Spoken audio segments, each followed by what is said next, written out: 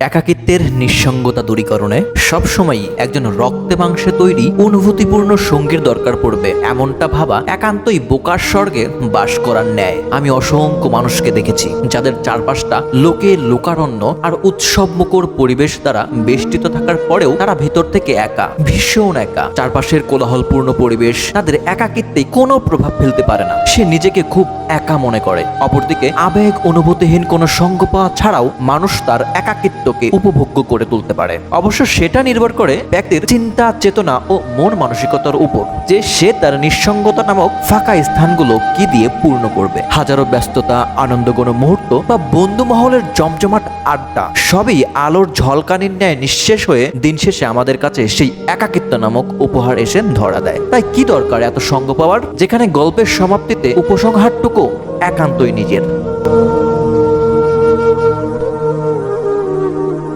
Mm-hmm.